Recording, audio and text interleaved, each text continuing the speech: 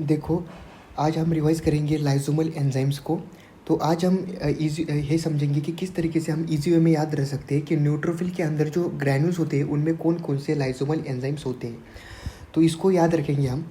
तो देखो 3 टाइप के जो ग्रैन्यूल्स होते हैं उनको पढ़ेंगे।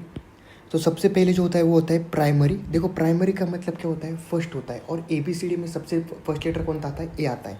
तो प्राइमरी से हम याद रखेंगे, ए का मतलब फर्स्ट।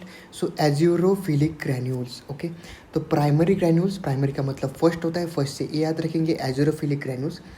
और इसकी जो ट्रिक होती है इसको याद रखेंगे A B C D E से। तो ए में आता है एसिड हाइड्रोलिस, बी से आता है बैक्टीरियल किलिंग माइलोपेरोक्साइडेज, सी का आता है कोलेजिनेस कैथेप्सिन, डी मतलब डिपेंसिन, ई मतलब इलास्टिस। अब ये हो गए फर्स्ट नंबर वाले। सेकंड का मतलब सेकेंडरी ग्रैन्यूल्स। यस से यस याद रखेंगे, स्पेसिफिक ग्रैन्यूल्स।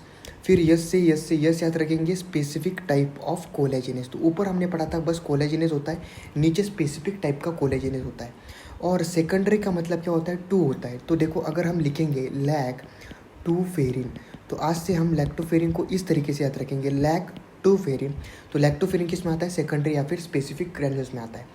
टर्शरी का मतलब थर्ड होता है। तो एबीसी में टर्शरी का मतलब क्या होता है, 3 होता है। तो एबीसी में जो सी आता है वो थर्ड नंबर पे आता है, इसलिए हम इसे क्या कहेंगे, सी पार्टिकल कहेंगे। इसमें क्या आता है, जेलेटिनेज आता है। तो और या एक लास्ट बात याद रखेंगे, लाइसोसोम जो होते हैं वो प्राइमरी और सेकेंडरी ग्रैन्यूल से जो होते हैं वो रिलीज होते हैं। That's it.